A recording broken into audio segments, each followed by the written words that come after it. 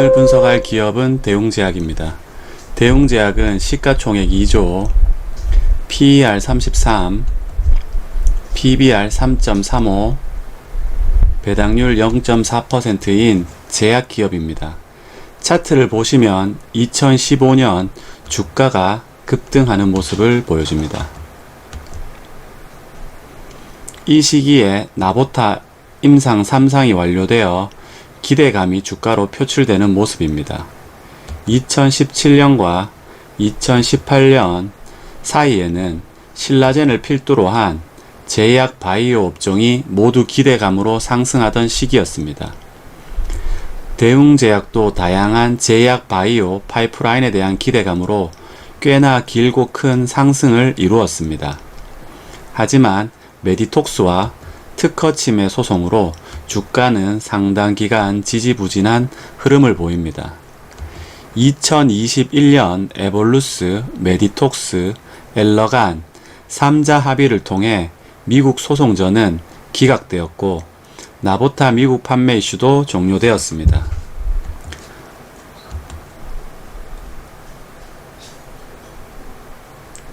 (2022년부터) 미국향 나보타 매출이 증가하면서 실적 상승 및 이익률 상승이 기대되고 있습니다. 대웅제약 투자 포인트는 크게 세 가지입니다. 첫째는 나보타 수출 지역 확대입니다. 대웅제약은 메디톡스와의 특허 소송 기각 후 미국향 판매가 증가 추세를 보임과 동시에 미국 판매 파트너사인 에볼루스사가 3분기 유럽 출시를 준비하고 있어 앞으로 나보타의 큰 폭의 매출 성장이 기대되고 있습니다. 둘째는 K-캡 기존의 팩스클루 출시입니다. 팩스클루는 기존의 PPI 제재의 단점을 극복한 최신 세대 PPI로서 큰 성장성이 기대되는 역류성 식도염 치료제입니다. 셋째는 당뇨병 신약인 이나보글리플로진 국내 출시입니다. 회사 측에 의하면 올해 하반기 이나보글리플로진 국내 허가 취득 이후 내년 상반기에 단일제 및 복합제를 출시할 계획이라고 밝혔습니다. 이 세 가지 투자 포인트를 좀 더 자세히 살펴보겠습니다. 첫 번째 살펴볼 약물은 P캡 기전의 팩스클루정 제제입니다. P캡 기전은 기존의 PPI의 단점을 극복한 신약입니다. 따라서 기존의 PPI를 대체하면서 빠른 성장이 예측되는 약물입니다. 국내에서는 HK 이노엔의 K-캡 출시 이후 대웅제약이 팩스클루정으로 두 번째 출시될 예정입니다. PPI 관련 시장은 굉장히 크고 PPI 시장을 일정 부분만 대체하더라도 엄청난 시장이 열릴 것입니다. 대웅제약이 개발한 팩스클루는 3분기 출시 완료되었고 현재 미국 및 중남미 국가와 기술 이전 및 공급 계약을 체결 중에 있습니다. 팩스클루정에 대해서 한번 알아보도록 하겠습니다. 팩스클루정은 대웅제약이 자체 개발한 신약으로서 위식도 역류 질환 치료 적응증이 있는 신약입니다. 7월 1일 정식 출시와 동시에 보험 급여를 적용받음으로 인해 전문 의약품 처방이 점차적으로 증가할 것으로 보입니다. 팩스클루정은 기존의 PPI 제재의 단점을 개선해 위산에 의한 활성화 없이 양성자 펌프에 결합하여 빠르고 안정적으로 위산을 억제하는 특징이 있습니다. 자, 그러면 팩스클루정이 쓰이는 위식도 역류 질환을 한번 살펴보고 팩스클루정이 어떻게 성장할 수 있는지 이해하는 시간을 가져보도록 하겠습니다.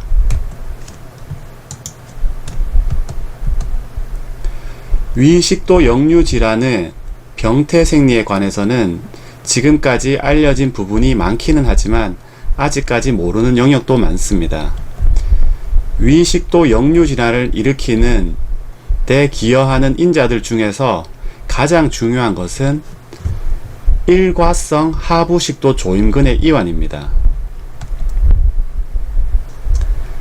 그래서 위식도 역류 질환을 치료하기 위해서 일과성 하부식도 조임근 이완을 줄이는 방법이 이론상으로는 가장 좋은 방법이지만 실제로는 효과적이지가 않습니다.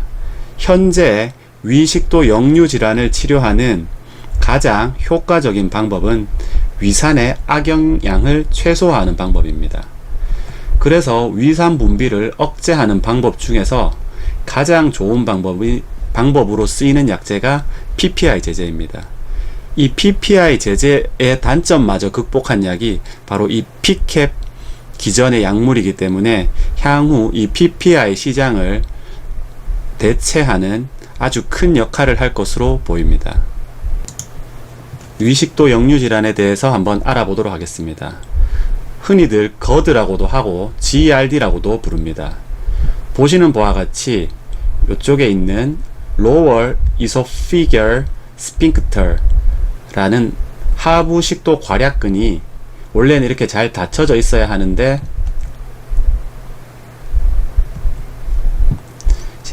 위의 압력에 의해서 열려서 위에 있는 산이 역류하는 증상을 위식도 역류 질환이라 합니다.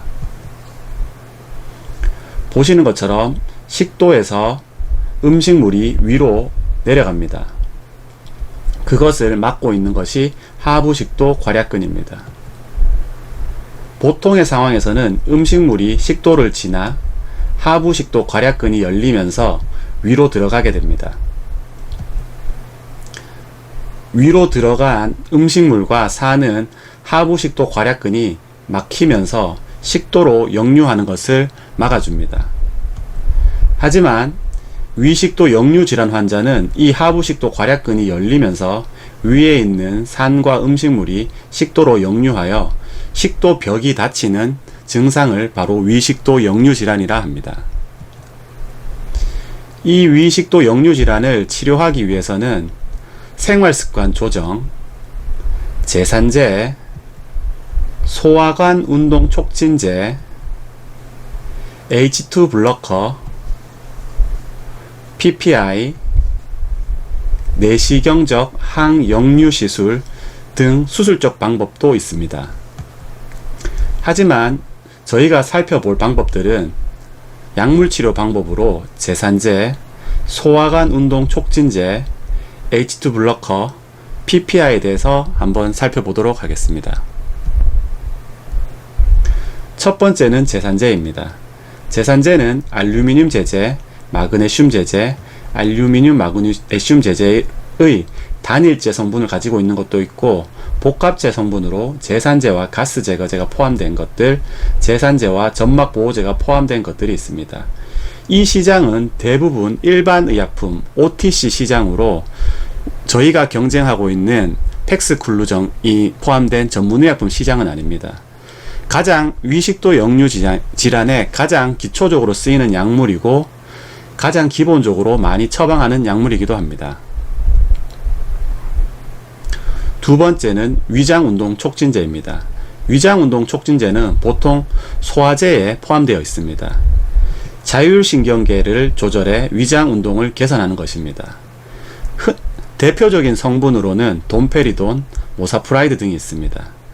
돈페리돈 같은 경우에는 일반 의약품 맥시롱으로도 출시된 만큼 일반 의약품으로도 많이 사용되고 있습니다. 모사프라이드는 전문 의약품인 만큼 의사 처방에 의해서만 처방받을 수 있는 약품입니다. 다음은 H2 차단제입니다. H2 차단제는 H2 히스타민 수용체를 차단하여 히스타민이 벽세포로 신호를 전달하지 못하도록 만들어 위산 분비를 억제하는 것입니다. 대표적인 약물로는 시메티딘, 라니티딘, 파모티딘, 니자티딘이 있습니다. 하지만 위산 분비를 억제하는 가장 효과적인 방법은 바로 양성자 펌프를 억제하는 것, 즉 PPI 차단제입니다. 위산 분비를 억제하는 가장 좋은 약제인 프로톤 펌프 이니비터를 줄여서 PPI라고 합니다. 이 이니비터라는 것은 안타고니스트 계열의 약제입니다. 약제는 주로 아고니스트, 기량제, 안타고니스트, 반기량제 작용을 하는 약제들로 있습니다. 대부분의 약제는 이런 이니비터와 같은 안타고니스트 계열의 약제입니다. 프로톤 펌프 이니비터인 PPI는 벽세포에 존재하는 수소 칼륨 ATP아제라는 이름의 효소를 위산 분비 작용의 마지막 단계이자 최종 실행자입니다. 이것을 억제함으로 인해서 위산 분비를 억제하는 역할을 합니다. 대표적인 약물로는 오메프라졸, 란소프라졸, 판토프라졸, 라베프라졸 등이 있었습니다. 이것을 계량한 것이 S-오메프라졸과 덱스란소프라졸입니다. 오메프라졸을 계량한 것이 S-오메프라졸, 란소프라졸을 계량한 것이 덱스란소프라졸입니다. 그렇기에 기존의 PPI보다도 더 성능이 좋은 약제가 바로 이 S-오메프라졸과 덱스란소프라졸입니다. S-오메프라졸 같은 경우에는 초기에 개발된 오메프라졸의 거울상 S2성 질체입니다. 작용 기전은 같으나 S-오메프라졸이 오메프라졸에 비해 간에서 느리게 대사되어 혈장에 오랫동안 머물게 되므로 위산 분비 효과가 더 강력하다고 합니다. 이 S-오메프라졸 약물의 대표격인 것이 바로 이 넥시움입니다. 넥시움은 초기에 약물 발매와 동시에 선풍적인 인기를 얻었습니다. 그래서 전세계 매출 규모가 약 5조로 약물 처방 규모 3위를 차지했습니다. 지금 이 넥시움보다 더 좋은 약물이 바로 이 PCAP 기전의 약물입니다. PCAP은 포타슘 컴패러티브 애시드 블러커라는 뜻의 약자입니다. 한글로 직해를 해보면 칼륨 선택적 산 억제제라는 뜻입니다.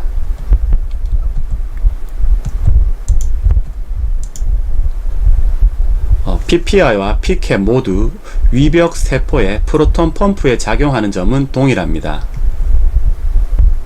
그러나 작용 부위가 다릅니다. PCAP은 프로톤 펌프에 칼륨 바인딩 도메인에 가역적으로 결합합니다. PPI는 비가역적으로 결합합니다.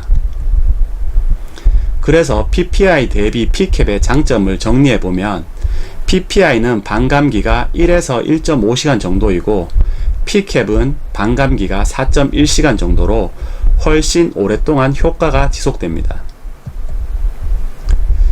PPI는 약효 발현 시간이 오래 걸리는 반면에 PCAP은 처음부터 활성화되어 약효 발현 시간이 짧은 것이 강점입니다.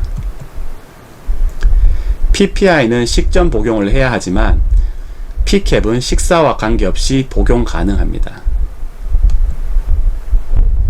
PPI는 비가역적으로 결합하여 야간 속쓰림 증상이 있지만 PCAP은 가역적으로 결합하여 야간 속쓰림 증상이 없습니다. 이렇듯이 PPI 대비 PCAP의 장점은 매우 많습니다. 약효 지속시간도 길고 복용 시점도 식사와 무관합니다. 약효 발현 속도도 매우 빠르고 효과는 비슷합니다.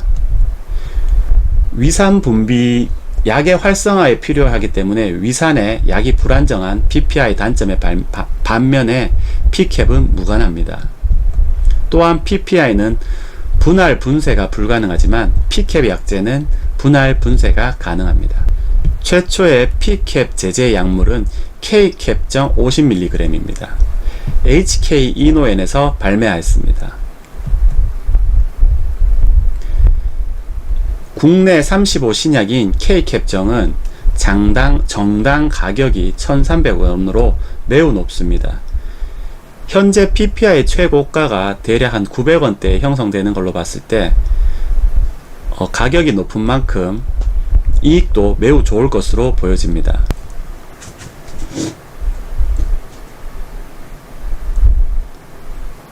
한번 예를 들어서 한번 설명해 보도록 하겠습니다. 넥시움 같은 경우에는 오메프라졸을 계량한 에소메프라졸 성분의 계량 신약이었습니다. 넥시움정이 처음 출시되었을 때 20ml, 40ml 두 가지 제형으로 출시되었고 20ml는 1427원, 40ml는 1833원으로 아주 높은 약가로 책정되었습니다. 하지만 넥시움이 특허가 완료된 후에는 20ml 764원, 40ml는 1078원으로 약가가 재조정되었습니다. 보통 이런 식으로 특허가 만료되게 되면은 제네릭 제품이 생산되게 되고 제네릭 제품은 더 싼 가격에 판매를 하기 때문에 시장을 잃게 됩니다. 그뿐만 아니라 약가도 인하되기 때문에 이익률도 떨어지기 마련입니다. 이처럼 넥시움이 처음 발매되었을 때 매출 규모가 전 세계적으로 약 5조 원이었습니다. 계량 신약인 PPI 계량 신약인 넥시움이 이 정도 판매되었고 제가 알기로 2010년 넘어서는 글로벌로 대략 7조 원까지도 판매된 것으로 알고 있습니다. 그렇기 때문에 이 PPI 시장을 일정 부분만 대체하더라도 이 P캡 계열의 약물들은 PPI보다 훨씬 효과가 좋기 때문에 조 단위의 시장을 형성할 것으로 예측됩니다. 지금 현재 시장에 출시된 P캡 계열의 약물은 K캡과 팩시플루 두 가지뿐 없기 때문에 이 두 제품이 시장을 양분하면서 PPI 시장을 잠식할 것으로 보여집니다. PPI 계열 항궤양제 시장을 대체하는 약물이 바로 이 P캡 약물이기 때문에 이 시장을 한번 보면 지금 현재 7,325억 원 정도의 시장이 형성되어 있습니다. 현재 K캡이 대략 1,000억 부근의 매출을 달성하고 있기 때문에 향후 이 시장의 30-40%만 대체하더라도 대략 국내에서만 3-4천억 원의 시장이 열릴 것으로 보여집니다. P캡 기존의 제재를 많이 사용하는 소화성 궤양용제 시장이 대략 글로벌로 20조 원 내외입니다. 2030년에는 대략 23조 원까지로 예측되고 있습니다. 그렇기 때문에 이 시장에서 PPI 제재를 대체하기만 한다고 하면 P캡 시장 규모는 엄청나게 커질 것입니다. 시장조사 기관에 따르면 올해 소화성 궤양용제 시장은 21조 원에서 30년에는 23조 2천억 원까지 성장이 전망됩니다. 그래서 PPI의 단점을 극복한 P캡은 더 가파르게 성장할 것으로 예측됩니다. 예측치로 2030년까지 1조 8,760억 원이 처방될 것으로 예측하고 있습니다. 하지만 제 생각에는 더 빠르게 시장을 대체할 것으로 생각되어집니다. 하지만 제 생각으로는 더 빠르게 시장을 대체할 것으로 생각되어집니다. S-오메프라졸의 대표약인 넥시움 같은 경우에는 처음 출시되었을 때 20ml, 40ml 두 제형으로 출시되었고 40ml 제형 같은 경우에는 엔도스코프를 하지 않으면 보험약가가 적용되지 않았습니다. 그렇기에 40ml 처방에는 어느 정도 제약이 있었습니다. 반면 현재 P캡 약물 같은 경우에는 엔도스코프와 상관없이 처방이 가능하기 때문에 더 크고 빠른 속도로 시장을 대체할 것으로 보여집니다. 대웅제약도 국내 출시와 더불어 글로벌로 품목 허가 신청을 점차적으로 확대하고 있습니다. 대웅제약은 4월 이후 멕시코, 칠레, 에콰도르, 페루의 위식도 역류 질환 치료제인 신약 팩스클루정 품목 허가 신청서를 각각 제출했다고 밝혔습니다. 또한 2030년까지 세계 100개국 출시를 통한 글로벌 블록버스터 신약으로 육성할 계획을 가지고 있습니다. 이처럼 팩스클루전 같은 오리지널 신약 같은 경우에는 20년간 물질 특허 존속기간을 통해 오리지널 신약 제품의 지위를 인정받기 때문에 앞으로 최소 20년간은 제네릭 걱정 없이 약가를 보장받고 글로벌로 판매만 많이 된다면 엄청난 수익을 가져다 줄 것으로 예측됩니다. 앞서 제가 말씀드린 넥시움처럼 넥시움의 사례를 봤을 때 이 팩스클루전 같은 경우에는 향후 엄청난 매출과 이익을 가져다 줄 것으로 예측되어집니다.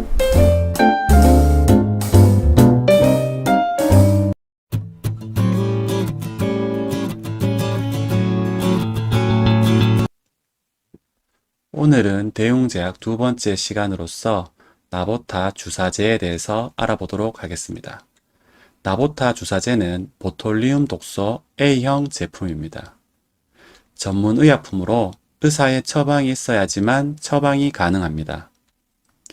자, 적응증은 매우 중요한데요. 현재 국내에서는 4가지 적응증으로 허가를 받았습니다. 첫 번째는 미간 주름의 일시적 개선 효과입니다. 미용적 용도이죠. 두 번째는 치료 목적으로 뇌졸중과 관련된 상지 경직의 치료용으로 허가를 받았습니다. 세 번째는 눈가 주름의 일시적 개선 효과입니다. 마지막 네 번째로 양성 본태성 눈꺼풀 경련의 치료로서 적응증을 받았습니다. 이렇게 나보타 주사제 같은 경우에는 현재 4가지 적응증에만 처방이 가능합니다. 적응증은 매우 중요한데요. 어떤 약제나 수술 따위에 의해 치료 효과가 기대되는 병이나 증상을 적응증이라 합니다. 그렇기 때문에 적응증은 규제 당국으로부터 인정받은 공식 효과가 있기 때문에 적응증이 있는 곳에만 치료가 가능합니다. 그래서 의약품 출시를 위해서는 적응증 확보가 필수적입니다. 자, 아까 전에 대웅제약의 나보타 같은 경우에는 적응증이 4가지밖에 없었지만 엘러간의 보톡스 같은 경우에는 적응증이 10가지가 넘습니다. 이처럼 똑같은 약제라 할지라도 적응증이 있어야지만 처방이 가능하기 때문에 처방을 늘리기 위해서는 반드시 이 적응증을 필수적으로 늘려가야 합니다. 특히 대웅제약은 메디톡스와의 보톨리움 톡신 분쟁을 빼놓을 수가 없습니다. 2014년 대웅제약이 나보타를 출시한 이후에 2017년에 대웅제약은 미국 FDA에 나보타 품목 허가를 신청합니다. 메디톡스는 같은 해 미 법원에 대웅제약을 제소하고 국내 법원에도 민사소송을 제기합니다. 2019년 FDA가 대웅제약 나보타 품목 승인을 허가하였고 메디톡스는 이에 대응하여 ITC에 대웅제약을 제소하기에 이르릅니다. 2020년에 ITC 위원회는 수입금지 예비 판결에 이어 대웅제약 나보타 21개월 수입금지 최종 판결을 내리게 됩니다. 이 때문에 대웅제약의 미국 파트너사인 에볼루스는 메디톡스, 엘러간, 에볼루스, 나보타 미국 판매 3자 합의에 이르게 됩니다.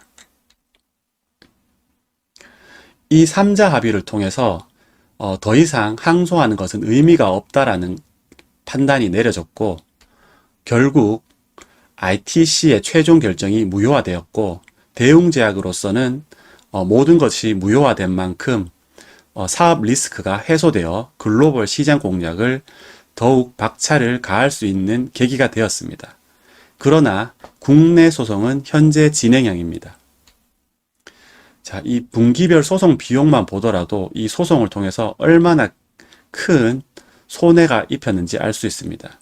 20년 1쿼터부터 22년 1쿼터까지 소송에 든 비용만 무려 492억 원입니다.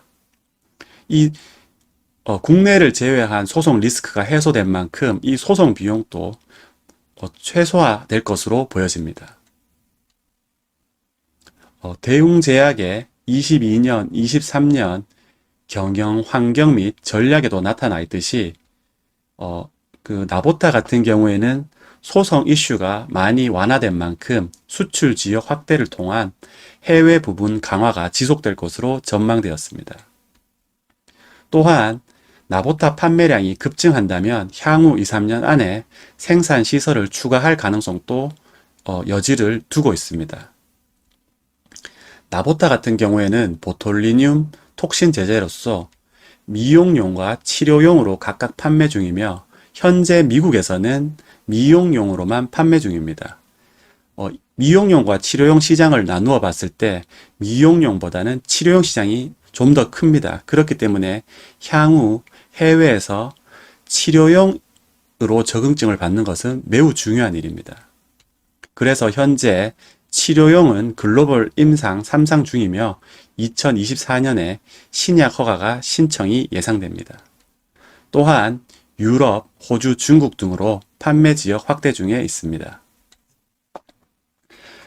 이 보톡스로 이제 대표되는 보톨리움 독소 같은 경우에는 신경 전달 물질인 아세틴콜린의 방출을 억제하므로 근육을 이완시키는 역할을 하는 겁니다.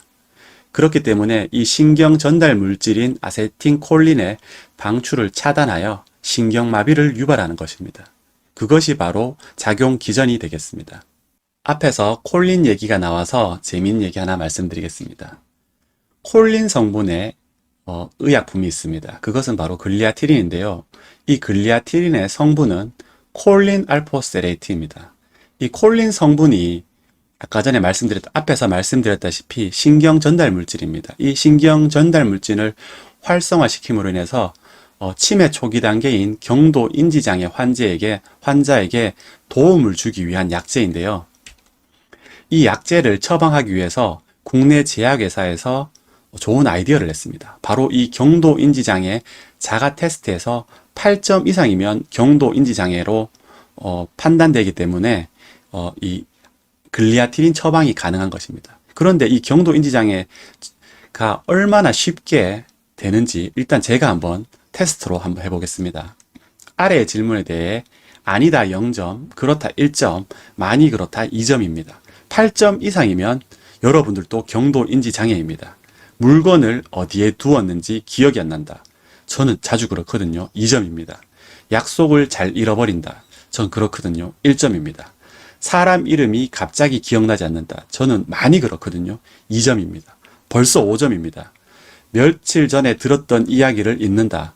그런 경우가 많습니다. 그렇다니까 1점, 6점이죠. 무슨 일을 하고 있는지 기억이 안 난다. 이 정도까지는 아니기 때문에 여기는 0점을 하겠습니다. 하고 싶은 말이나 표현이 금방 떠오르지 않는다. 이런 적이 많습니다. 그래서 1점, 그래서 한번 보죠. 2점, 1점, 2점, 1점, 6점, 벌써 7점입니다. 같은 질문을 반복하는 경향이 있다. 그런 경우도 많이 있습니다. 1점이죠. 길을 잃거나 헤맨 경험이 있다. 0점입니다. 돈 계산이나 관리에 실수가 있다. 1점입니다. 책을 읽을 때 같은 문장을 여러 번 읽어 이해가 된다. 1점입니다. 제가 39살인 제가 해도 벌써 10점입니다. 그렇기 때문에 이처럼 경도인지 장애로 되는 것은 매우 쉽습니다. 이것을 이용해서 제약사들은 글리아티린 처방을 많이 늘려 현재는 국내에서 대략 5천억에서 1조 사이에 처방될 정도로 엄청난 규모를 키운 약제가 된 것입니다.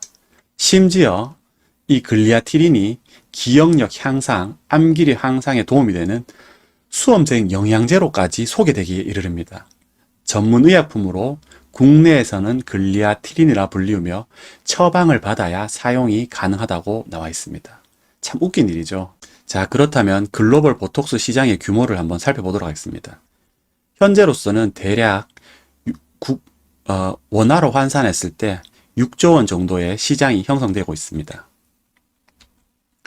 글로벌 보톡스 시장의 규모를 보시면은 치료용과 미용용으로 나눌 수 있는데요. 보시는 것처럼 치료용 시장이 미용용 시장보다 더 큰 모습을 보여주고 있습니다. 현재 대웅제약의 나보타는 글로벌로서는 미용용으로만 허가를 받은 만큼 향후 치료용으로 허가를 받아야지만 처방 규모를 더욱더 늘릴 수 있을 것으로 기대됩니다. 글로벌 톡신 시장 규모를 나라별로 보면은 미국이 가장 큰 규모를 가지고 있습니다. 현재 40억 달러니까 대략 한 4조 원 정도의 시장이 형성되어 있습니다. 그 다음이 유럽연합으로 6억 달러니까 대략 6천억 정도의 시장입니다. 그 다음이 한국, 일본 시장으로 2억 8천만 달러, 대략 한 3천억 정도의 시장이 형성되어 있습니다. 그 다음이 중국 시장입니다. 생각보다 중국 시장이 크지는 않죠. 현재 한 1천억 정도의 시장이 형성되어 있습니다. 자, 그렇다면 글로벌 보톡스 시장 점유율을 한번 살펴보면 엘러간의 보톡스가 가장 큰 시장 점유율을 가지고 있습니다. 가장 최초의 오리지널 신약인 엘러간의 보톡스가 미용 시장도 그렇고 치료용 시장도 그렇고 압도적인 시장을 가지고 있습니다. 다음이 입센의 디스포트, 그 다음에 이제 머치의 제오민 정도가 되겠고 나머지 기타 회사들이 일부 시장을 가지고 있습니다. 자, 그렇다면 엘러간이 이렇게 큰 시장을 가지고 있는 것은 물론 오리지널 신약으로 가장 최초부터 이제 나왔기 때문인 것도 있지만은 효능 효과를 보시면 엄청나게 많은 효능 효과를 가지고 있습니다. 보톡스는 미간주름, 눈가주름, 눈꺼풀 경련, 사시, 첨족기형, 경부긴장근 이상, 뇌졸중의 상지경직, 겨드랑이 다한증, 만성편두통, 방광기능 장애 같은 앞에서 보신 적응증이 있습니다. 그렇기 때문에 많은 처방이 가능한 것입니다. 그 다음으로 이제 많은 것이 이제 디스포트 주사제인데요. 디스포트 주사제도 미간주름, 눈꺼풀 경련, 반측 안면 경련, 첨족기형, 경성사경, 뇌졸중의 팔경직의 적응증, 이렇듯 적응증을 늘리는 것은 무척 중요합니다. 국내 보톡스 시장 점유율을 한번 살펴보면 메디톡스가 1위고요. 그 다음에 휴젤, 엘러간, 입센, 그리고 대웅제약이 약 10%의 시장 점유율을 보유하고 있습니다.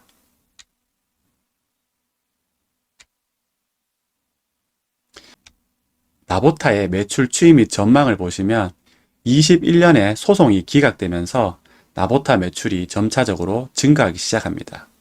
자, 그 당 21년의 매출액은 대략 8천억 원, 800억 원 부근입니다.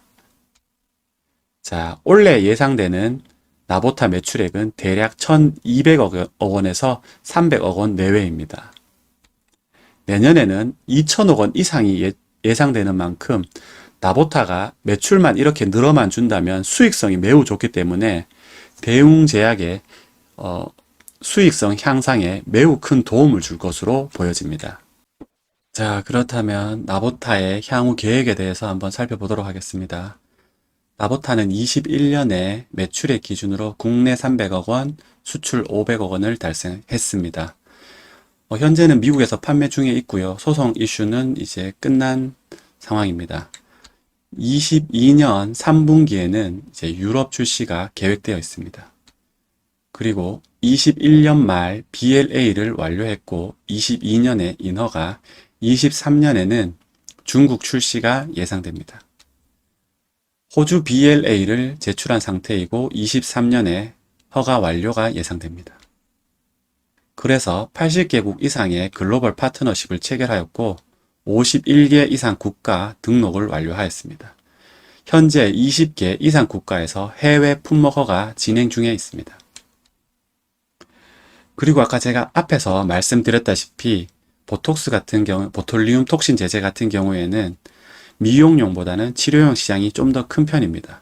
그래서 현재 미국 치료용 시장 파트너인 아이온 바이오파마가 임상 이상 환자를 모집을 종료한 만큼 향후에는 미국 시장에서 치료용으로도 판매가 되어 매출 볼륨 증대가 예상됩니다. 우리가 흔히들 게임을 하면 사기캐가 있다 하죠. 뭘 해도 이기는 아주 강력한 캐릭터를 사기캐라 합니다. 제가 생각하기에는 국내에 상장된 업종 중 사기캐는 바로 이 제약회사가 아닐까 생각됩니다. 보시다시피 손익계산서를 보시면은 매출원가가 매출액 대비 한 반 정도밖에 되질 않습니다. 하지만 판매비와 관리비, 즉 판관비가 높아서 영업이익이 그렇게까지 높지는 않은데요. 만약 이 판매비와 관리비 억제가 어느 정도만 가능하다 하더라도 이익은 급격하게 늘어나는 게 바로 이 제약 업종입니다. 자, 보시면은 매출액이 20년부터 24년까지 예측치이긴 하지만은 매출액은 급격하게 늘어나고 판매비와 관리비는 어느 정도 억제가 되는 모습을 보여주고 있습니다. 그로 인해서 영업이익은 급증하는 모습을 보여줍니다. 오늘 대웅제약 2편을 보셨고 향후 남은 편도 보시면서 대웅제약 투자에 관해서 진지하게 생각해 보시면 좋을 것 같습니다. 감사합니다. 자, 오늘은 대웅제약 세 번째 시간입니다. 대웅제약은 SGLT2 신약을 내년에 출시합니다. 올해가 22년이니까 내년 23년에 출시를 계획하고 있습니다. 자, 메디컬 업저버 기사를 보면은 대웅제약은 SGLT2 억제제 당뇨병 신약 이나보글리플로진의 단독요법 및 메트포민 병용요법 임상 3상 탑라인 결과를 공개했다고 밝혔습니다.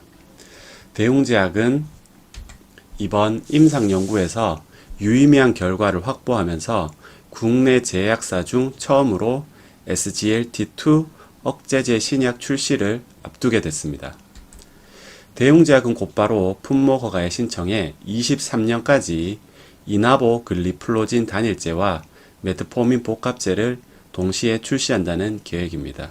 자, 이와 관련해서 이 당뇨병 제제 약제의 시장과 다른 요소들을 한번 살펴봄으로 인해서 이 대웅제약의 SGLT2 신약의 향후에 어떻게 성장할지에 대해서 한번 파악해 보는 시간을 가져보도록 하겠습니다.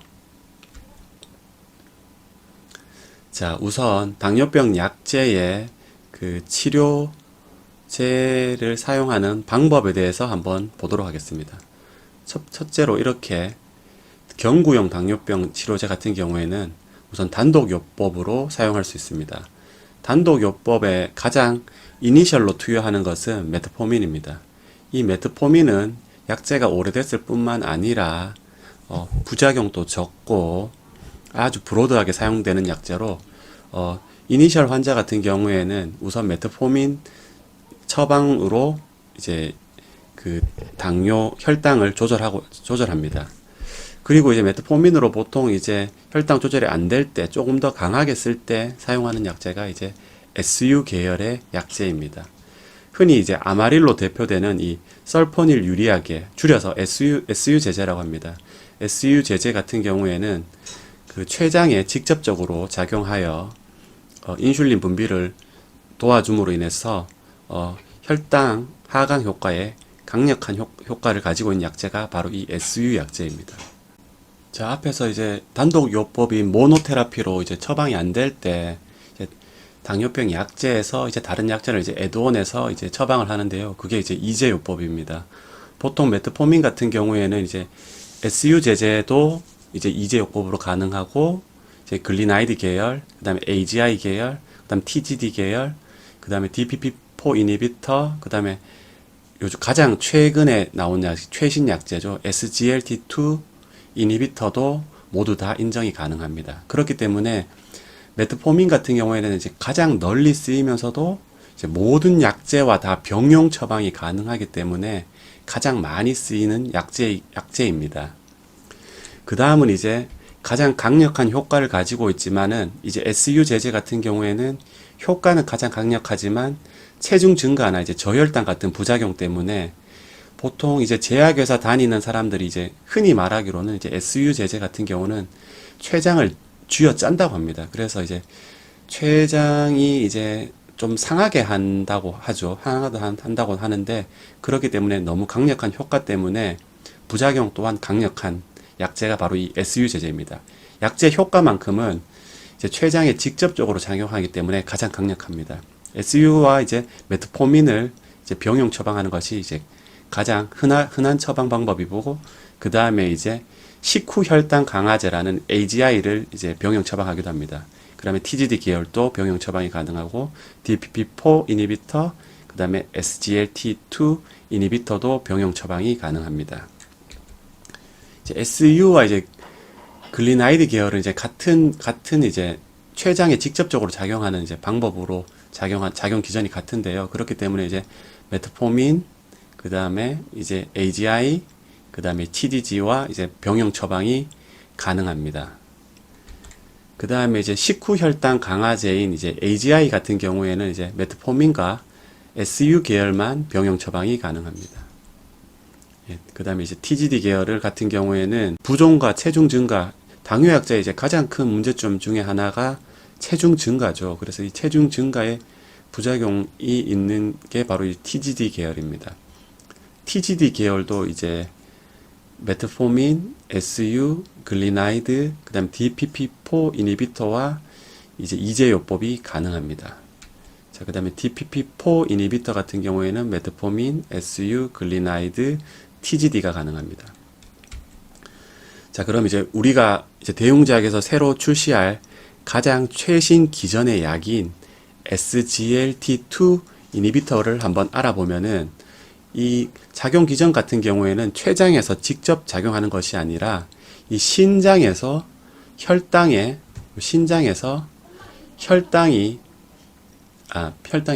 포도당이 재흡수되는 것을 막아주는 역할을 합니다.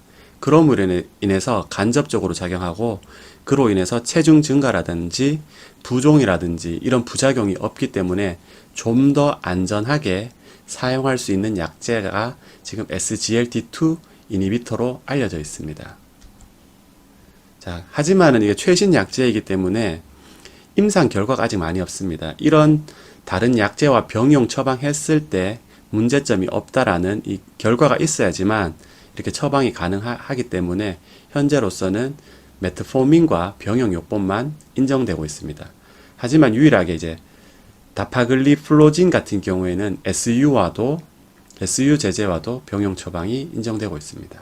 그래서 이런 신약 같은 경우에는 가장 단점이 하나가 병용 처방에 이제 한계가 있기 때문에 앞으로 이제 임상을 통해서 이 병용 처방이 안정성과 유의성이 이제 인정이 되면은 좀 더 브로드하게 처방이 가능하게 되는 것입니다. 예, 이프로글리플로진도 메트포민만 가능하고 엠파글리플로진 같은 경우에도 메트포민만 병용 처방이 가능합니다. 자, 3제요법 같은 경우에는 정말 혈당 조절이 잘 되지 않은 경우인데요. 이럴 경우에도 3제요법에도 SGLT2 이니비터가 처방이 가능하긴 합니다. 이제 메트포민, SU, SGLT2 이니비터가 처방이 가능합니다. 자, 4제요법 같은 경우에는 보통 이제 인슐린 인젝을 앞두고 있는 상태에서 이제 웬만하면 이제 PO 제제로 이제 혈당 조절을 해보겠다라고 할 때 하는 것이지 보통 로컬에서는 이제 4제요법까지 가는 경우는 그렇게 많지는 않습니다. 그렇기 때문에 4제요법에서도 이런 SGLT2 이니비터가 처방이 가능하긴 합니다. 메트포민, 그 다음에 SU, 그 다음 DPP4 이니비터, 그 다음에 SGLT2 이니비터로 이렇게 처방은 가능합니다.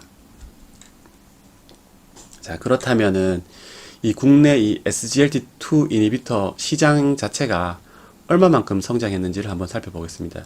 2016년도에 대략 한 300억 원 정도 하던 SGLT2 시장이 지금 21년 기준으로 지금 대략 1,400억 원 이상으로 시장이 많이 성장해 있습니다.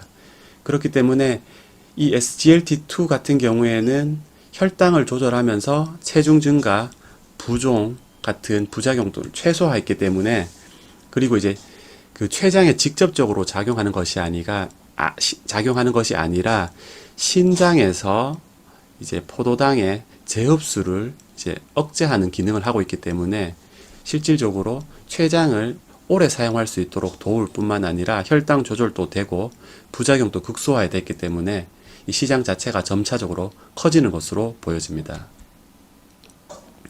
자, 그럼 이 국내에 발매된 SGLT2 억제제가 얼마나 처방되는지 한번 살펴보겠습니다. 이제 포시가 직듀오로 알려진 아스트라제네카 제품 같은 경우에는 2019년도에 547억 원이 처방되었습니다. 왜 이 두 가지로 나누어졌냐면은 이 위에 포시가 같은 경우에는 SGLT2 이거 단독으로 처방하는 것이고 직듀오 같은 경우에는 복합제입니다. 가장 많이 브로드하게 사용되는 게 앞에서 메트포민이라고 말씀드렸습니다. 이 직듀오 같은 경우에는 SGLT2와 메트포민 복합제입니다. 이 복합제가 213억, 그래서 토탈 547억 원이 처방되었습니다. 20년도에는 684억 원, 21년도에는 794억 원으로 처방액이 급격하게 증가하는 모습을 보여줍니다. 자, 두 번째 약제로는 베링거 잉겔하임과 릴리가 공동으로 개발한 자디앙과 자디앙 듀오입니다. 자디앙은 단일 제제이고 자디앙 듀오는 역시 복합제제, 메트포민 복합제제입니다. 2019년도에 376억 원, 20년도에 537억 원, 21년도에 654억 원이 처방되었습니다. 자, 그러면 슈글렛, 아스텔라스의 슈글렛과 MSD의 스테글라트로 같은 경우에는 처방액이 비슷하거나 오히려 준 경우도 있습니다. 이런 약제들 같은 경우에는 문제점이 복합제가 없다는 것입니다. 보통 이 로컬에서는 이제 보통은 메트포민으로 보통 약제를 쓰다가 그 다음 이제 SGLT2를 이제 억제제를 섞어서 씁니다. 그렇기 때문에 이 그 메트포민 복합제가 있냐 없냐가 처방의 중점 사항이 됩니다. 왜냐하면 이 복합제가 있으면은 약 한 알로 모든 것이 다 끝나기 때문에 보통 이제 그 약을 드실 때 약물 이제 드시는 그게 편리하게 되겠죠. 편리하게 되기 때문에 이 복합제가 없는 아스텔라스의 슈글렛이나 MSD의 스테글라트로가 처방이 낮은 것으로 보여집니다. 그래서 대웅제약도 지금 임상할 때 단독 제제와 복합 제제를 동시에 임상하는 이유가 이런 식으로 처방을 늘리고 처방 편의성 면에서 복합제가 있는 것은 매우 중요하기 때문에 이런 식으로 복합제를 같이 하는 것입니다. 이 점들을 반드시 기억하고 계셔야 합니다. 자, 그러면은 이 자디앙 같은 제2형 당뇨병 치료제 SGLT2 이니비터가 글로벌로는 얼마나 팔리는지를 한번 살펴보겠습니다. 자, 자디앙 같은 경우에는 거의 20년 기준으로 5조에 가까운 금액이 판매되고 있습니다. 그렇기 때문에 대웅제약에서 이제 출시하게 될 SGLT2 이나보글리플리진 같은 경우에도 이 5조 시장의 10%만 먹어도 대략 4천억 원입니다. 국내에서는 강력한 마케팅을 바탕으로 더욱더 강력한 매출액이 기대될 뿐만 아니라 글로벌로도 어느 정도의 매출이 기대되기 때문에 향후 대웅제약의 이 SGLT2 이니비터가 기대되는 이유가 바로 그것입니다. 예, 오늘 세 번째 시간은 이것으로 마무리하겠습니다. 감사합니다. 오늘 대웅제약 네 번째 시간 시작해 보도록 하겠습니다. 우선 22년 분기 실적부터 한번 훑고 가겠습니다. 2분기 실적이 매우 좋게 나왔습니다. 최초로 영업이익 300억 원을 달성하는 호실적을 기록했습니다. 이러한 호실적에 가장 큰 영향을 미친 것은 바로 나보타입니다. 나보타는 분기 371억 원, 그 다음에 작년 대비해서도 60% 성장을 달성해 전체에서 매출 성장과 이익 성장을 모두 이끌었다고 보실 수 있습니다. 특히 이 2분기에 이제 매출도 많이 늘었지만은 매출 총 이익률도 많이 늘어난 것이 매우 고무적인 현상입니다. 이러한 매출 총 이익률이 늘어난 것은 자체 상품 비중이 많이 늘어났기 때문입니다. 특히 이번 2분기는 나보타가 다 했다고도 보실 수 있습니다. 이처럼 수출이 매우 급격하게 늘어났고 작년 대비 60% 이상 늘어났기 때문에 매출 성장과 이익 성장 모두를 이끈 것은 바로 이 나보타의 영향이라고 볼 수 있습니다. 대웅제약이 가장 저평가받는 이유 중에 하나가 이 R&D 파이프라인이 약하다는 것인데요. 최근에 이제 가장 R&D 파이프라인이 강한 회사로는 이제 한미약품 같은 경우를 들 수가 있습니다. 한미약품은 최근에 뭐 기술 수출도 많이 했었고, 최근에 다양한 이제 신약 개발에 힘을 써서 그로 인해서 시장에서 아주 많은 프리미엄을 받으며 거래되고 있었습니다. 하지만 이 대웅제약 같은 경우는 R&D 파이프라인이 약하고 이제 오리지널사와 코마케팅을 한다거나 아니면은 이제 제네릭 제품을 좋은 영업력으로 잘 팔아서 좋은 매출을 기록했기 때문에 이 R&D 파이프라인이 특히 약점으로 많이 거론되었었는데요. 최근에 이제 팩스플루, 이제 팩스플라잔 위식도 역류 질환의 이제 신약을 이미 출시를 했고요. 그리고 이제 이노바플로진 이제 당뇨약도 이제 신약을 내년에 아마 출시를 하게 됨으로 인해서 이 R&D 파이프라인이 약하다라는 이 단점은 어느 정도 극복한 듯 보입니다. 특히 이제 특발성 폐섬유증 이제 신약을 지금 임상 1상을 완료하고 지금 2상을 준비 중에 있는데요. 이 약 같은 경우에는 이제 미국에서 이제 FDA에서 패스트트랙 개발 품목으로 지정됐을 만큼 향후 제품 출시할 확률도 이제 매우 높아졌다고 보실 수 있습니다. 특히 이 특발성 폐섬유증 약 같은 경우에는 지금 현재 시판되고 있는 약이 이제 베링거 인겔하임의 닌텐다닙. 네, 이게 21년 매출액 대략 한 3.3조 원 정도의 매출을 발생시키고 있습니다. 그리고 로쉬의 프리페니돈 요게 이제 작년 기준으로 매출액 1.3조 원 정도 매출을 발생시키고 있습니다. 그렇기 때문에 이 대웅제약의 이 DWN12088 이 물질이 제품화되어서 제품 출시가 된다라면 이제 글로벌 블록버스터 제품으로 성장할 확률이 매우 높습니다. 그 이유는 지금 앞에서 이제 말씀드린 베링거 인겔하임의 닌텐다닙이나 이거 뭐 로슈의 프리페니돈 같은 약제가 근본적인 치료하는 약제가 아니고 또한 이제 부작용도 많기 때문에 대웅제약의 이 특발성 폐섬유증 약제가 제품화 된다라면은 매출이 이제 기대되는 이유 중에 하나입니다. 제약회사를 분석하실 때 이제 어떤 기준으로 해야 할지 많이 어려워하시는 분들이 많은데요. 제약회사 같은 경우에는 이제 완전 신약을 개발하는 이제 바이오 회사를 제외한 기존의 전통적인 제약회사 같은 경우에는 이 ETC 제품과 OTC 제품의 매출로 매출이 결정됩니다. 특히 이 ETC 같은 경우에는 의사의 처방이 있어야지만 조제가 가능한 전문 의약품입니다. 그렇기 때문에 이 ETC 같은 경우에는 제약회사의 캐시카우로 역할을 하는 경우가 매우 많습니다. 그리고 이제 OTC 같은 경우에는 잘 되면은 좋지만은 특별히 이렇게 시장도 크지 않을 뿐더러 단일 품목 매출이 크게 성장하기는 조금 힘든 시장입니다. 그렇기 때문에 이제 OTC 전문 회사 같은 경우에는 중소형 제약사들이 많고요. 그 다음에 ETC 전문 회사 같은 경우에는 보통 대형 제약사들이 많이 있습니다. 대웅제약 같은 경우에는 특히 ETC 매출이 한때 1위를 달성할 정도로 ETC에서 이제 강한 경쟁력을 보이는 회사입니다. 특히 이제 ETC 약 같은 경우에는 이제 오리지널 약과 이제 제네릭 약으로 구분할 수 있습니다.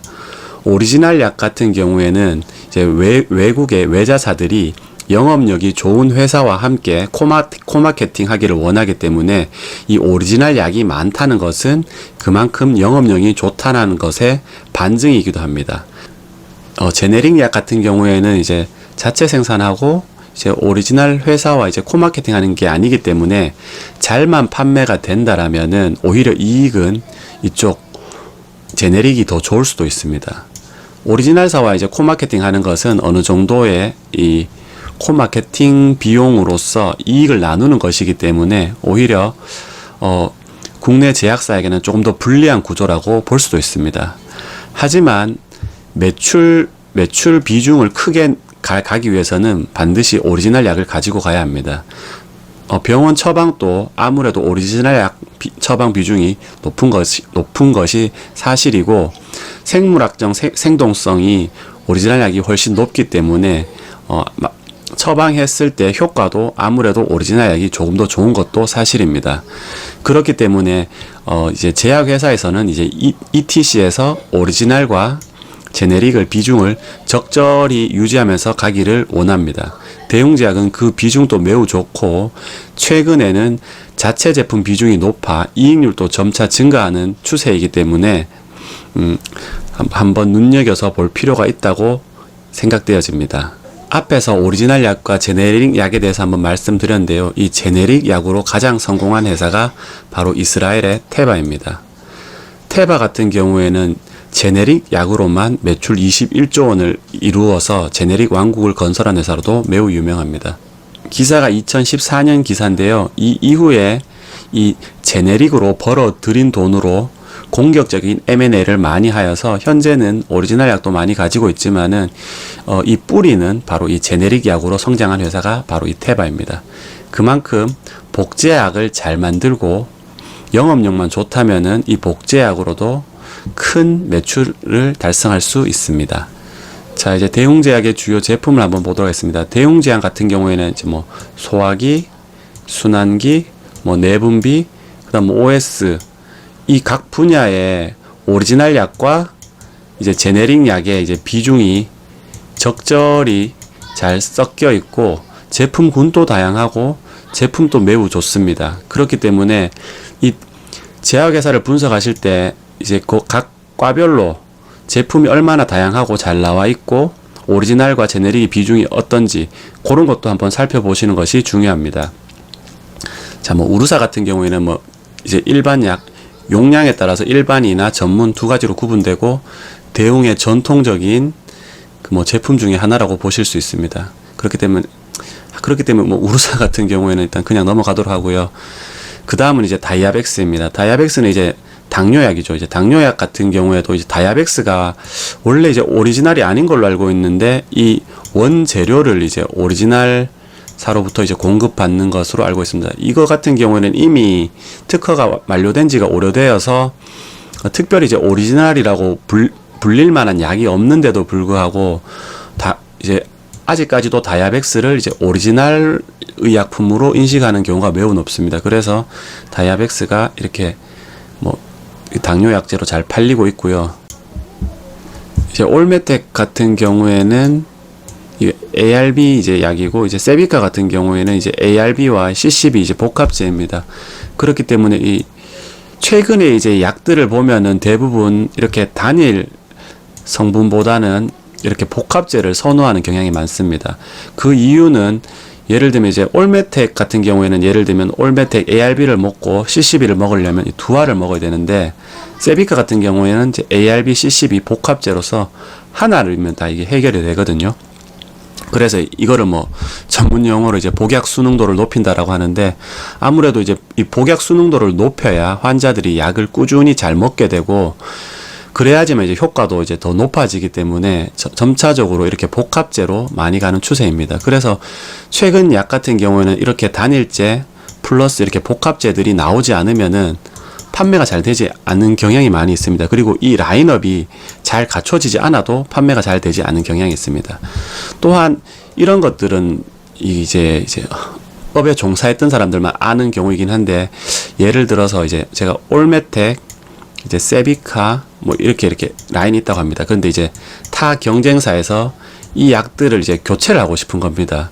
그러면 이제 환자들에게 이 똑같은 약이 다 있어야지 똑같은 약인데 효과가 좀 더 좋은 약으로 교체합니다 하고 교체가 가능합니다. 근데 이 약이 라인업이 다 갖추어지지 않으면은 요건 요렇게 되고 요건 요렇게 되고 요거를 교체하려면은 약이 또 두 알로 늘어나야 됩니다. 그럼 이 환자들의 저항이 있기 때문에 보통 이런 식으로 제네릭 회사 같은 경우에는 오리지널사와 똑같은 라인업을 유지하려고 노력합니다. 반면에 오리지널사 같은 경우에는 라인업을 하나라도 더 늘려서 제네릭사들이 따라오지 못하게 하기 위해서 노력합니다. 그런 것들은 뭐 번외적인 팁인데요. 이런 것도 알고 계시면 매우 좋습니다.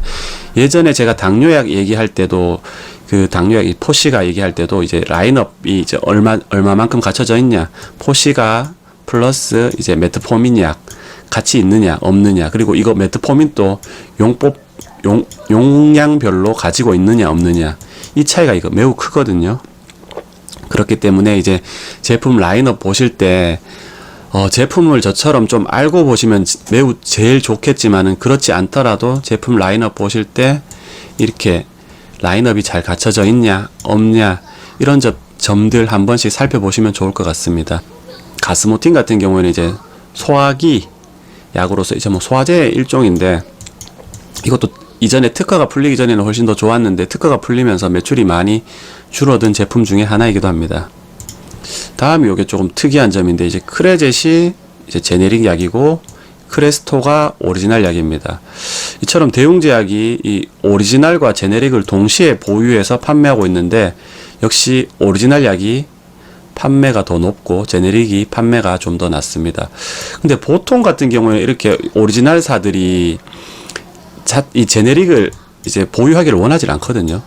그렇기 때문에 이제 그렇긴 한데, 이제 오리지널 이제 특허가 만료됐고 어차피 제네릭도 있어야 되고, 오리지널 회사들도 이제 자체적으로는 이제 마케팅 능력이 떨어지기 때문에 국내 제약사를 끼고 또 팔아야 되고 하기 때문에, 이런 식으로 대웅제약이 크레스토도 팔고 크레젯도 팔고 이런 식으로 판매를 진행하는 것 같습니다. 특히 대웅제약 같은 경우에는 이제 대웅제약뿐만 아니라 뭐 대웅바이오, 그 다음에 이제 한올 이런 회사들을 끼고 있기 때문에 아마 그런 회사에서도 이제 판매가 가능하기 때문에 이런 식으로 오리지널과 제네릭을 동시에 파는 게 아닌가 싶습니다. 이제 포시가인데요. 이제 포시가 같은 경우에는 가장 최신 세대의 이제 당뇨약이고, 포시가가 이렇게 매출 비중이 높은 것은 아까 전에 말씀드렸다시피 이제 오리지널, 그 다음에 이제 다른 이제 컨바인한 이제 복합 제제가 다양한 라인업을 잘 갖추고 있고, 대웅제약의 이제 영업 능력도 좋기 때문에 이런 식으로 매출이 늘어날 것으로 보입니다. 포시가 같은 경우에는 이제 대웅제약이 내년에 출시가 이제 예정된 이나보글리플로진과도 또 겹치거든요.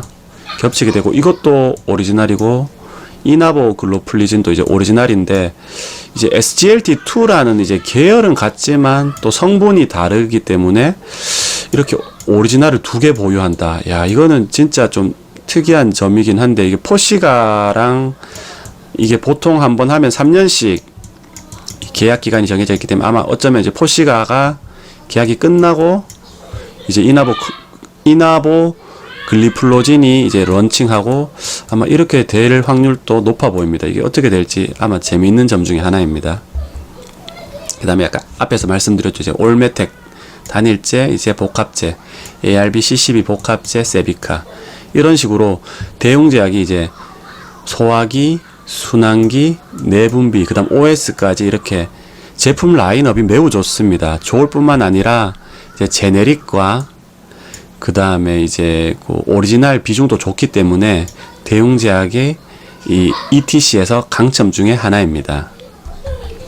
자, 그리고 앞에서도 말씀드렸다시피 자체 품목 비중이 이제 계속적으로 증가하고 있습니다. 이러한 점이 매우 고무점입니다. 특히 이제 제네릭 판매가 늘어나는 것도 있지만은 자체 신약들이 지금 계속해서 나오고 있고, 그것도 최신 세대의 신약들이 나오고 있고, 예전에는 이제 자체 신약이라 해봐야 이제 계량 신약 정도가 다였거든요. 이제 알비스라는 이제 계량 신약으로 이제 대웅제약이 큰 돈을 벌기도 했는데요. 이제 이런 이제 기존에 있던 약들을 묶어서 만든 계량 신약이 아니라 정말 신약이 지금 출시되고 있기 때문에 이러한 점은 매우 고무적이고, 신약이 출시되어서 영업력을 기반으로 판매만 잘 이루어진다면은 매출과 이익이 동시에 늘어나는 구조이기 때문에 향후 대웅제약을 좀 더 잘 지켜볼 필요가 있다고 생각되어집니다. 이것으로 대웅제약 네 번째 시간 마치겠습니다. 대웅제약 분석은 이것으로 끝마치겠고요. 다음에는 새로운 종목으로 또 찾아뵙겠습니다. 감사합니다.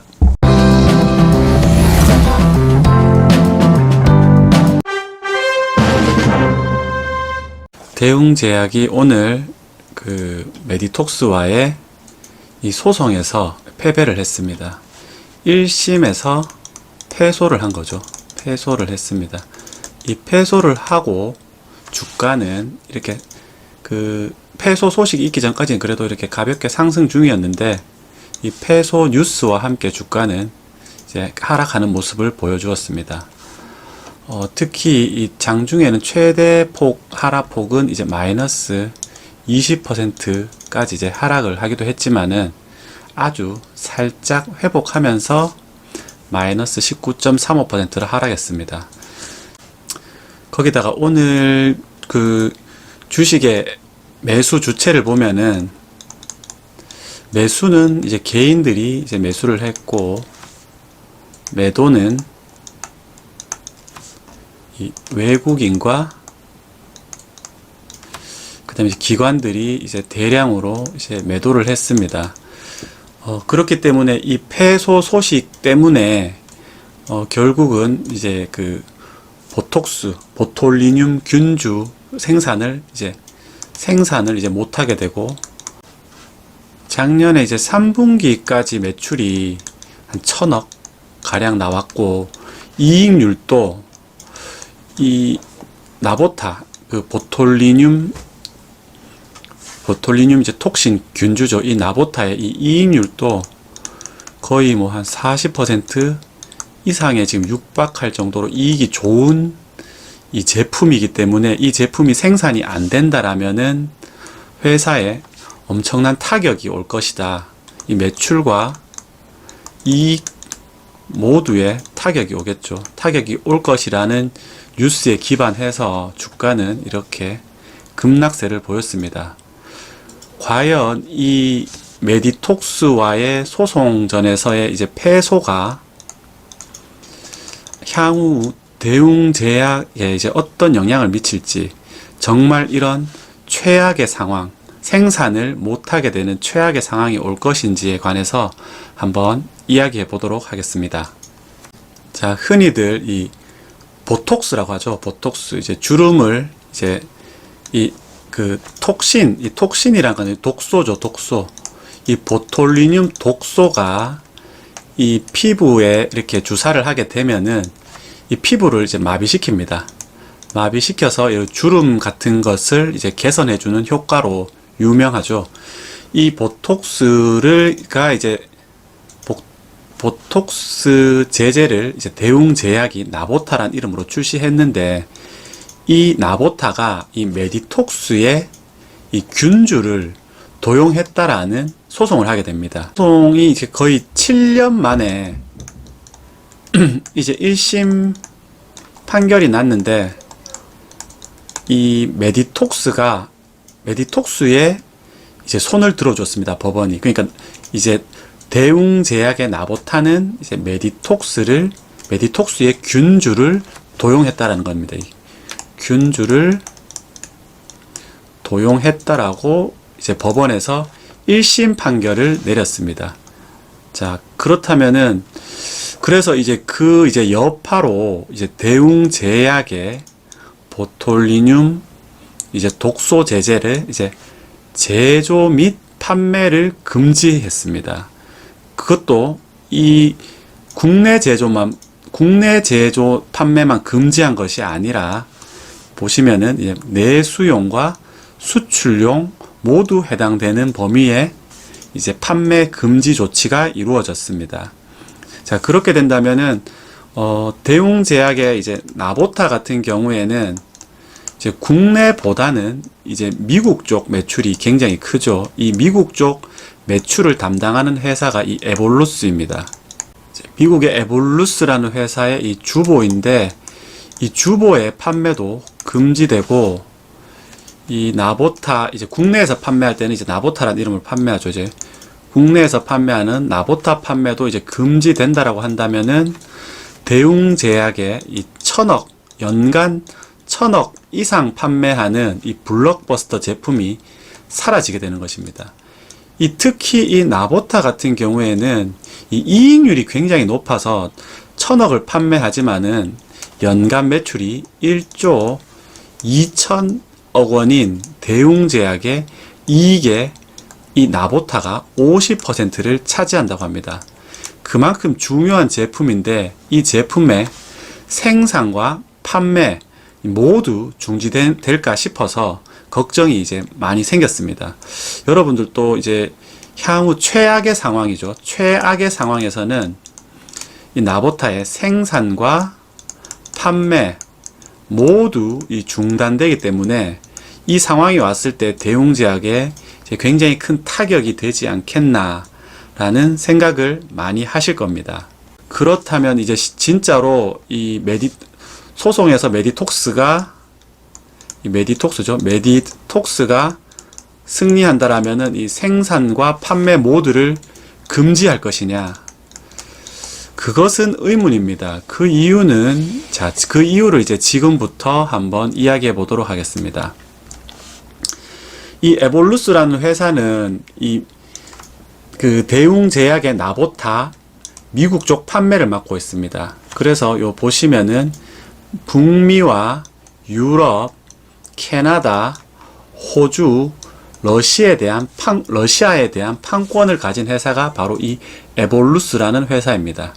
국내에서는 나보타로 판매되고 에볼루스에서 판매할 때는 이 주보라는 이름으로 판매를 하고 있습니다. 자, 그런데 이 회사에서 이 주보를 포기할 수 있느냐? 그럴 수는 없습니다. 왜냐하면은 이 에볼루스에서 판매하는 유일한 약품이 바로 이 보톨리늄 톡신 제제인 주보이기 때문입니다. 그런데 이 주보의 판매 성장 속도가 얼마나 빠르냐면요. 이 작년 매출이, 작년이란 말은 여기서 2021년을 의미합니다. 21년 매출이 이제 1425억 달러로 이 매출만 하더라도 전년 대비 76% 상승한 매출입니다. 그런데 올해는 2022년이죠. 22년 2분기를 작년과 이제 비교해 봤을 때 42% 성장했습니다. 76%, 42%, 연간 50% 이상 성장하는 회사입니다. 거기다가 이 에볼루스의 이제 주보를 얼마나 비싸게 파냐면은 대웅제약에서 이제 3분기까지 미국에 수출한 금액이 649억 8천만 원 정도가 되는데 이 에볼루스의 분기 매출이 500억 정도가 되니까 대략 3분기까지 팔았다고 가정할 시에 1,500억 원 정도 판매한 것으로 볼 수 있습니다. 대웅제약이 3분기 동안 판매한 금액은 649억 원. 대충 따져도 사서 2배 이상의 마진을 남겨먹는 구조입니다. 굉장히 고마진 구조이죠. 이게 가능한 이유는 이 미국에서 판매하는 이 보톨리늄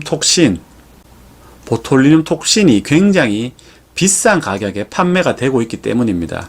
그렇기 때문에 이 판매하는 대웅제약도 판매에서 영업이익률이 50% 가까이 나는데 이렇게 많은 고마진으로 팔아도 미국에서는 더 비싸게 팔 수가 있기 때문에 이 에볼루스에서 이 비싸더라도 대웅제약을 통해서 사서 판매를 하는 것입니다. 거기다가 이 에볼루스라는 회사는 이 보톡스 빼고는 다른 제품을 판매하는 것이 없기 때문에 반드시 이 제품의 판매를 유지해야 되는 상황입니다. 거기다가 이 메디톡스의 입장에서 봤을 때도 메디톡스의 이제 보톨리늄 톡신 제제는 미국에서 판매가 되지 않고 있습니다. 현재 미국에서 판매 중인 보톨리늄 톡신은 나보타 뿐이기 때문에 메디톡스 입장에서도 이 매출이 계속 발생하는 것이 유리합니다. 그 이유는 미국에서 이제 나보타가 판매되자 이 메디톡스가 소송을 했습니다. 그 소송을 해가지고 결국 대웅제약이 21개월간 미국으로 수출 금지 이제 명령이 떨어졌는데 이 에볼루스와 메디톡스가 이제 합의를 보는 것으로 결론이 났고 그래서 이 21개월간의 수출 금지는 이제 무의미하게 되었습니다. 그만큼 이 고수익이 남고 성장성이 높기 때문에 이 에볼루스는 결국 메디톡스와 이제 합의를 하는 선에서 마무리한 것입니다.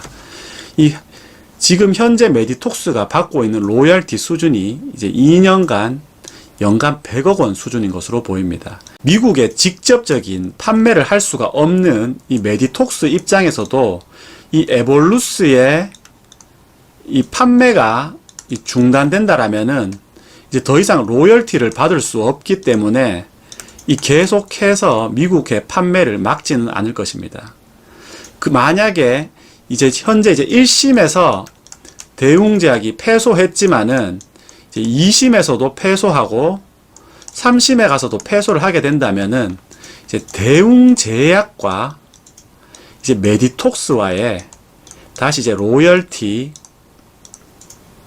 이제 계약을 맺게 될 것입니다.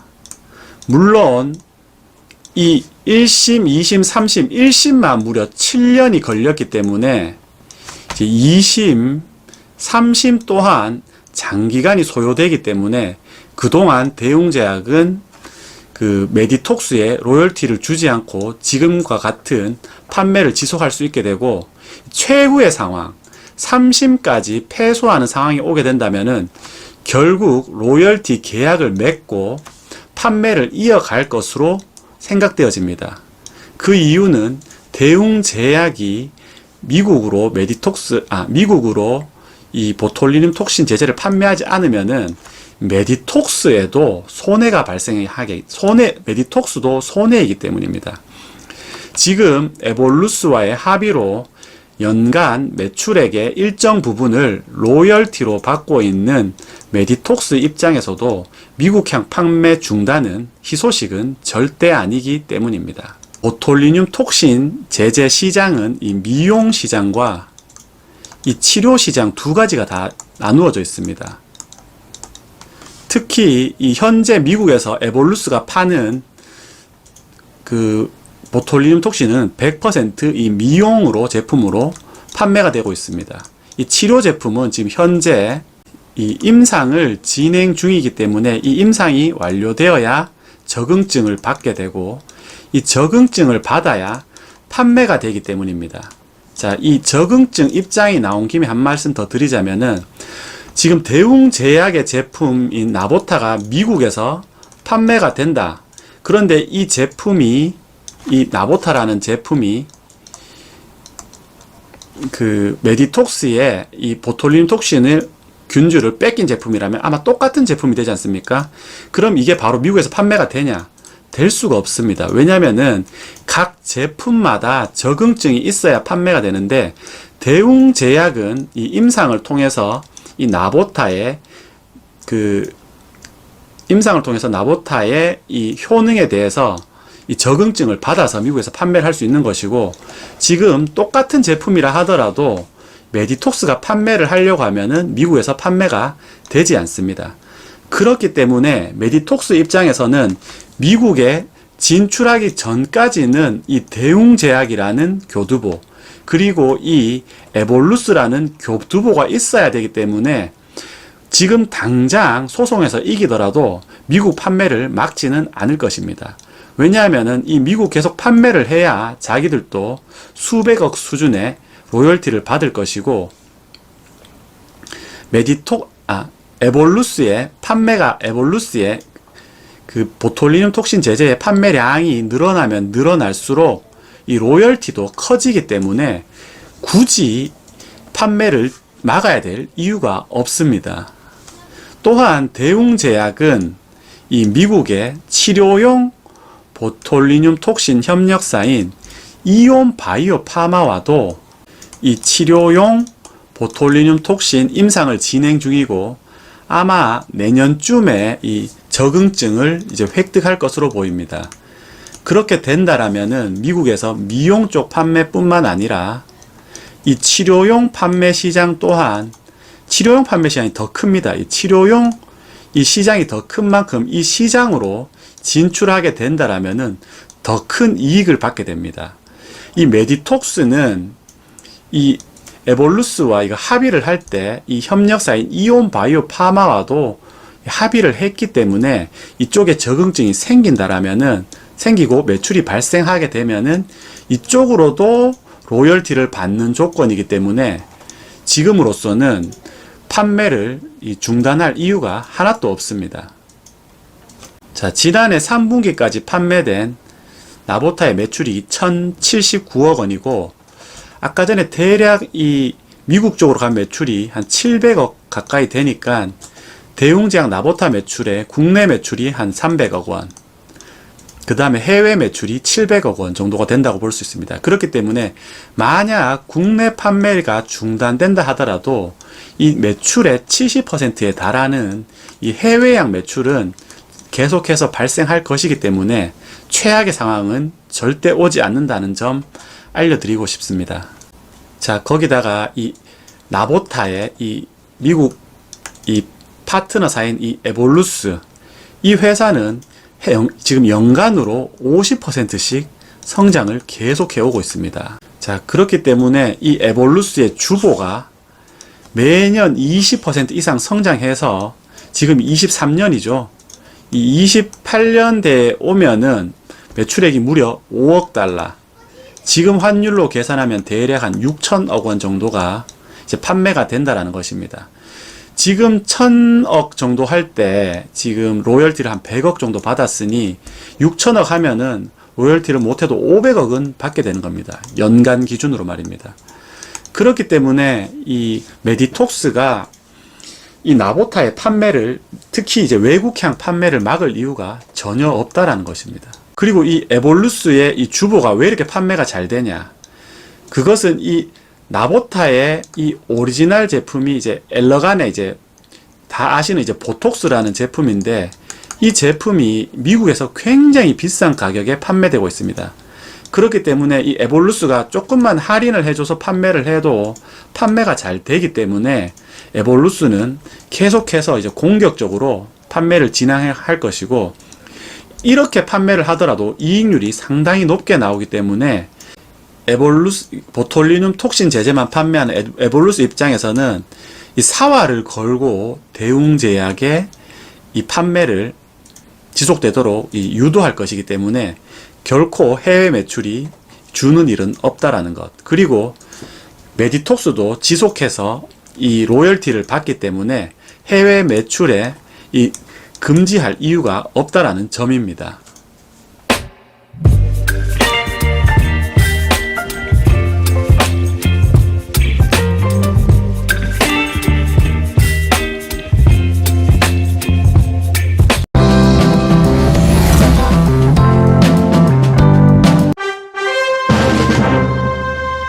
자, 지금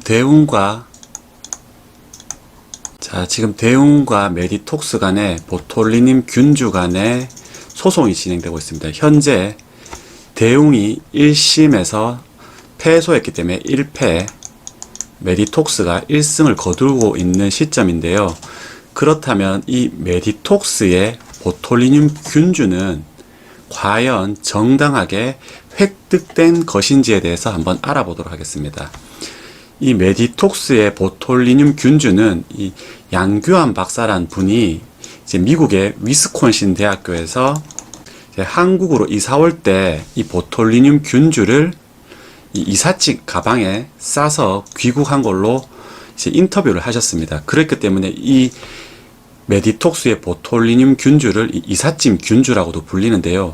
그런데 문제가 되는 것이 있습니다. 이 양규환 박사가 국내에 반입한 시점인 1979년도는 미국에서 생물무기금지법이 국회에서 비준된 이유이기 때문에 이것을 가지고 국내에 입국하는 것 자체가 불법이기 때문입니다. 이 생물무기의 완전 폐기를 규정한 법률이기 때문에 이거를 가지고 들어오는 것 자체가 불법이 되는 것입니다. 그렇다면 이 보톨리눔 균주가 어떤 균이냐면은 이 고위험성 병원균으로 이 1g에 무려 100만 명을 살상할 수 있는 강력한 이 독소이기 때문입니다. 그렇기 때문에 이 메디톡스도 이거와 관련해서 논란이 굉장히 많았습니다.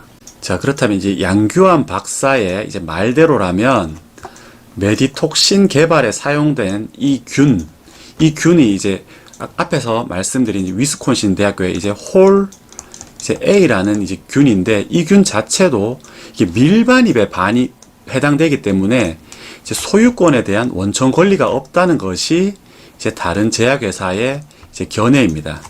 하지만 메디톡스 같은 경우에는 이 홀 A가 양규환 박사가 밀반입한 것이 아니라 위스콘신 대학교로부터 이제 공여받은 것, 즉 공적으로 부여받은 것이기 때문에 전혀 문제가 없다라는 입장입니다. 공여받은 것이라 할지라도 이것이 고위험 병원체에 해당한다라면은 이게 이삿짐처럼 이게 짐을 싸고 항공기로 이동하는 것은 불가능합니다. 왜냐면은 앞에서 말씀드렸다시피 이게 1g으로 무려 100만 명을 살생할 수 있는 위험한 균이기 때문입니다. 그렇기 때문에 메디톡스 측에서는 이거에 관해서도 이 또한 수출관리법 위반 역시 발효된 시점이 79년 9월이기 때문에 지금으로서는 불법이지만은 당시의 실정법에 비교해 본다면은 위반한 사실이 없다라고 합니다.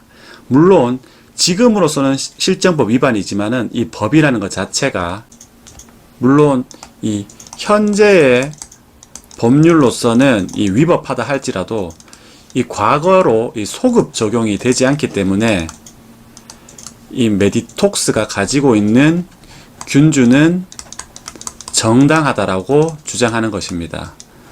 어느 쪽 입장이 맞는지 정확하게는 알 수 없지만은 이 메디톡스 측의 이 균주조차도 지금의 법으로 봤을 때는 불법임이 확실합니다. 자, 어쨌든 이렇게 획득한 균주로 인해서 메디톡스는 2006년도에 전 세계에서 네 번째로 톡신 제제인 메디톡신을 개발했습니다. 그리고 승승장구하기 시작했습니다. 그러다가 국내에서 여러 업체가 이 톡신 제제를 이 보톨리듐 톡신 제제를 이제 출시하기 시작하면서 메디톡신의 지위가 점차적으로 이제 떨어지기 시작합니다.